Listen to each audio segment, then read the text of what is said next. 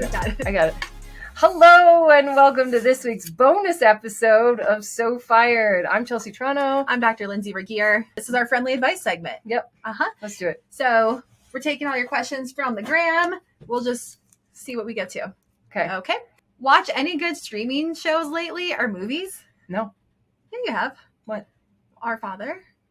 I watched that like a long time ago. Okay, well, I just watched it. And then I also watched The Girl in the Photo.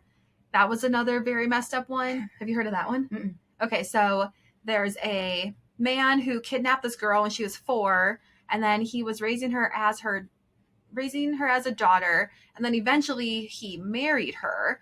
And then depending on like what time period you knew her from, or like where, is either her dad or her husband. And I will watch this. Yeah, you should definitely watch that. And then also I've been watching Love Island UK. I watched that with you. It's so good. It's very wholesome entertainment. If you're going to do reality, if you say, oh, reality TV's not for me, give this one a try. Yeah. They're scantily clad, but they're so respectful. Mm-hmm. No like backstabbing and just like, you know. No, I'm on episode 25, I think, and someone finally raised their voice and there's finally an argument. But it's so cute because they'll be dating someone for a week and they haven't even kissed yet. I know. Yeah. They're so sweet out there. So that's super sweet. Yeah, that's what I've been watching lately. Oh, and also Southern Charm is back. So definitely get caught up on Southern Charm and Only Murders in the Building. Great. I watch a lot of TV. I don't. If you don't. So I can't really jump in on this one, but Lindsay's got us covered. Yeah, I do. Okay, if you could go on your ultimate vacation, but could only wear one outfit the entire time, what would you wear and where would it be? What do you think? Mine would probably be like the Amalfi Coast, Italy, on like a yacht. And and it would be like a breezy kind of like there's a bikini underneath, and then like something very flowy. There's sunglasses. There is a hat in the outfit. I don't know if I'm wearing it at that exact moment. Yeah. I kind of had the same exact thought. Oh, yeah. Yeah. I was like, okay, it's definitely going to be beachy somewhere. Definitely some kind of swimsuit, like flowy, but not too flowy thing. No way you were wearing Okay, flowy. not like flowy. I would say like a sheer swimsuit cover up. Not even a billion years. No, like, do you even own one? Like a... So in your dreams, you know? So in my dreams, I own one sheer fitted swimsuit cover up. You're not wearing that on the boat. Okay, but it doubles as a dress for a nice dinner. Oh, okay, but if it's one outfit only, I get it. Yeah, so 100%. I'm. You said one outfit. You never said how many layers the outfit could be. So I would have like I have that summer hat fedora, but this one would be a white brimmed one. Oh, okay. Yeah. I don't really know what my hat situation would be. Something like that, but like giant sunglasses, or my signature. So we have the sunglasses. same look. Yeah, basically. That's great. Are we on what kind of shoes are you wearing? Flip flops of some sort. I'm not wearing heels. No heels. Yeah, definitely some like nice flip flops. Something very casual. Actually, mine might be short too. I don't know if I'm wearing something long. Anyway, I don't know if they're like palazzo pants or they're just like a short. It might be a short dress with a turtleneck. No, not in the summer. Not on the boat. I feel like somewhere there's like skin being covered, like a long sleeve. You know me on the beach. I know. She likes to roll around in the sand and like. I know, but remember the last time I wore this in like San Diego? I was like, she's a water child. I am. Yeah. So yeah, cause something flowy. Yeah. What do you got? Okay, we'll be on the Amalfi Coast. Yep. I'm happy we're on the same vacation. We're literally on the same boat. Yeah. Okay, where did you both grow up and how did you end up in Colorado? Fun. Yep. I grew up in Wisconsin. And I grew up in Buffalo. I was on a farm. I was in a suburban town. I went to grad school in Iowa. My parents moved us to Colorado my senior year of high school. And then I moved myself and my husband and our dog to Colorado when I graduated. And I took an interim. I moved to New York City for about 2 years in the middle of college, came back, and I've been here ever since. Thank God, because how else would we have met each other? I know, exactly. Right. Yep. And I've been here 5 years. Just about. I've been here like 20. Yeah, you're a native. Sometimes it feels like it. Actually, you know what? My heart doesn't feel like a native. Do you feel a native of New York? No. Or no? I am destitute. I'm a wander. Somebody asked me the other day, and they're like, well, do you identify, where does your heart live? And I was like, that's a really good question. I feel like you go through this phase every few months of like, Colorado's not my home. I don't belong here. I belong on the ocean somewhere. But then you're like, but I love it here. Like, where else would I go? Like, I would want to live right here. It's like, life is so great here. Okay, I'm sorry. It's just me. Maybe I don't feel that way about our relationship. No, I think like where you feel like home, it just depends on my mood. Yeah, the mood. Or the Pacific Northwest is calling your name. It really is. I think, well, yesterday was a great day here because it was raining. Day. I just wish we had that. Okay. Yeah. That's enough about me. But yes, if Colorado could rain just a little bit more, which it has been this summer, so I'm super grateful. And maybe that's why I really love it. It's just so sunny and so hot here. I love it. I know. I'm never going back to Wisconsin. I'll never go back to Buffalo. And the reason why I did move out here was for a job. That's how I ended up here. Elle, how did you and your hubby meet? I guess that's me. Oh, it is you. We met at a house party in college and hit it off, I guess. How old were you? 20. We were at a party. He was making me these like you guys shots. Have been together for so long. I know. He's like, I've like grown up with him basically. Thank God he didn't know me when I was like 16 to like 19, because then I was like really crazy and the like party child. I wish I knew you then. And I was still partying a lot when I was like 20, 21, and then I kind of got over it. I wish I knew you as a party child.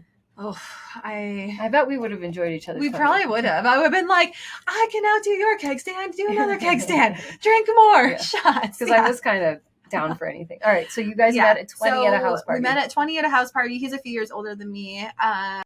He gave me a ride home. I did not make out with him. I met him again at the next week at the next house party. Did you know you were going to meet him again? Yeah. I knew he was going to be there again because I didn't have any contact info for him. And I was like, well, how am I ever going to see him again? So I saw him. How did you know that he was going to be there? Because my friend told me he was going to be there. Because you were already talking about him with your friend? Like, that guy was really cute? And then I went back to the party the next week, same party, and then still didn't get any contact info about him. That makes it fun though, doesn't it? Yeah. And then that friend eventually maybe a week later or something, or a few days later, I'm like, how do you spell his name? I cannot find him anywhere on Facebook. His number, like how do I get in touch with him? So I found his info on Facebook. Hard name to spell. Yeah, very difficult.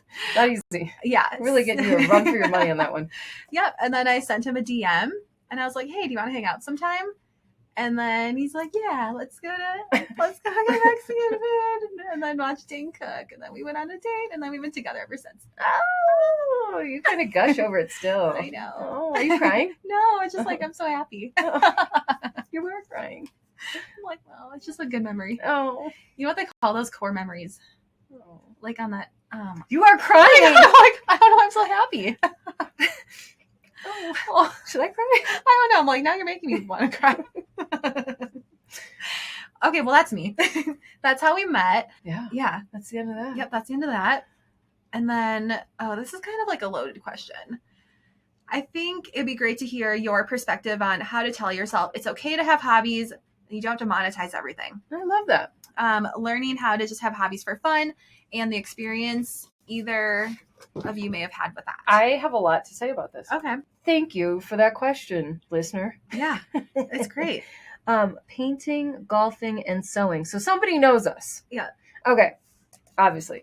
But here's what I have to say. You know why monetization comes in? You start with a hobby that is so near and dear to your heart. It is something so precious. Being good at something and monetizing I lost my shoe and now I don't feel comfortable keeping my shoe off because I'm afraid my foot might smell. Right. So, okay, sorry. And I'm trying not to fidget these days, but that's not. Okay. So here's my take. Let me just riff on my own experience. So I liked sewing. I wasn't good at it, but I loved it. And it made my heart soar. Kind of like the tears you just had. Like I have very tender, it was like the one time it was like a full body yes. Like it's just a radiating love. If people have dogs or cats or if your children make you happy, like you can just feel it like to your extremities. And so it was with that love and that passion that eventually you get good at it. right? And then you get so good at it, people are drawn to whatever your thing is, whether it's just your energy or what you're putting out there and all the things. And then you make a product, and then people like want your product. So then they say, oh, let me buy it from you. And you're like, no, it's a gift. I'll give it to you. And then they're like, no, no, no. So it's almost like the outside world is placing a value on it. It's certainly, I think, for me, I didn't start off wanting to monetize my thing. In fact, if anything, the monetization of my hobby is ultimately what killed it for me. I would encourage people, if you don't have to monetize your hobby, then don't. Because keep it precious and keep it dear and just keep it what it is, because that's the purest form of love. Because when it becomes a monetization, then it becomes a business. And then the last thing you're really doing when it's a business and you're monetizing it is doing that one thing that like started the whole thing off that means the most to you. And so I am here to celebrate the fact that you choose to just have a hobby, because I actually got so burnt out and like my heart so broken over the like monetizing my sewing that because I didn't thrive. Actually, I think I'm having a moment, like a breakthrough moment, because I didn't thrive in the selling of my product. I deemed myself a failure in sewing and creations. But if I had allowed myself just to keep sewing for the art of sewing, then I would never have felt like that. So it's like I've been trying to give myself permission to get back into it. So if I can strip away that like external outside pressure of like make money, because that's what life, I actually was thinking about it the other day that I am missing an element of my life, and that is hobbies, right? And I'm like, what hobby? I'm like, you have this thing called sewing and you have hundreds of thousands of dollars worth of stuff. Why can't we get back to that? And my heart's been broken because I feel like I'm a failure because I didn't crush it in the traditional sense. So gosh, I wish I could be like you and have a hobby that you love and are passionate about, that the last thing you care about is money. I love that. I mean, everything is a hobby until you start making money off of it. And I think that it can suck the joy out of doing something once someone is expecting something from you.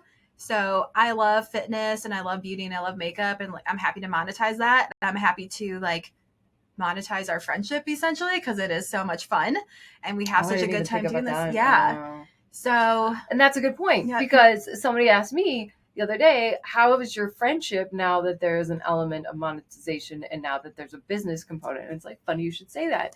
So it's like Wednesdays are fun days where we record and do all the things. But then now we almost, I don't know, would you say we spend like less social time together? Yeah. It's sometimes more work time. We have to be very intentional. Like, okay, this is fun time. Yeah. And not work time. Or vice versa, where this is like, we're not really like, I swung by on Monday to watch you just to like be in your presence for a second. I needed some grounding. But yeah, I mean, like anytime you monetize something, it runs the risk because there's that external pressure putting it on us that like it has to meet somebody else's standards. And that's what it is. I think it's standards. And I think that's also like, I love doing tiny houses. I love like golfing's been really fun. I love just doing things at home, like reading. I don't talk about those things a lot in public because I want to keep them to myself. And I don't want to have an expectation like, she's building another tiny house. Can't wait to see it. Right. When's the deadline? I do like you do. But I don't want to have that expectation of like, well, when's it coming out? Or when are you going to, what book are we reading next? So like some things I just want to keep to myself. Because I just don't want to hear other people's opinions on it. I'll celebrate it with other people. Yeah. Right? Like I'm reading 26th book of the year. Yeah. God, I don't know if I'm going to make it to 52. You can do it. I know I can, but it's slowing down. You know, even though I just said I want to keep reading to myself, we can do a year-end recap of all the books we read. I won't even remember. What we recommend. I'll have to go through. I'll be like, I remember 5 books. I don't know that I remember any of them. So anyway, anything else? No, that was it. Oh, well, that was always so brief and never enough. Never enough. We can't talk enough. That's the truth. And then, okay. So, you know, we're just Besties yucking it up over smoothies. So make sure you take a photo of you enjoying your smoothie. All right, listening to the show. We say this every time. Yeah. And I'm sorry to jump in and start us, but here's why we need you to tag us, to subscribe, to leave a review, because that will help spread them. But for us, it also, what do we get out of it? It helps us to spread our message of like positivity and fun and friendship and fashion. And this is really our dream that we're living out, is to podcast full time and to like include you in on the journey, and hopefully like we believe in what we do, and we would love to be able to like kind of glow up together, right? We're like, now we're our next biggest thing is we're auditioning to be on the stage of the Powerhouse Women event that's coming up August 26th, 27th, and 28th. And so there's production costs that go into that, and little things maybe we don't share with you, but by supporting us through your downloads and subscriptions, that gives us more people can find us. Eventually then we get some sponsorships, and then we can share those, like we can share only sponsorships that we really love and that what we use, and it helps us to monetize so we can cover our costs. Right, because now it's still a hobby. Yep. But the financial sense. So I've never worked so hard on something before. I work pretty hard on my sewing. Yeah. But like it is something that it feels like an extension of me and you. Yeah. Us. So that's why we're asking you to do it. And I don't think we spend enough time explaining how much you'll be helping us by reviewing, and subscribe, or a screenshot, or share it with a friend, any of those things. Yes. Any of the above. Thank you. Thanks. Bye.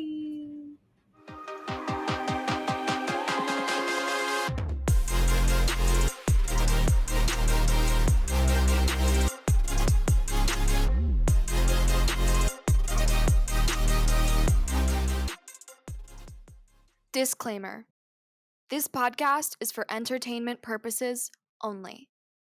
The stories and statements expressed herein are experiences and opinions. They may not represent the views of the production studio or the hosts. If you disagree with our content, that's okay. No podcast is perfect for everyone.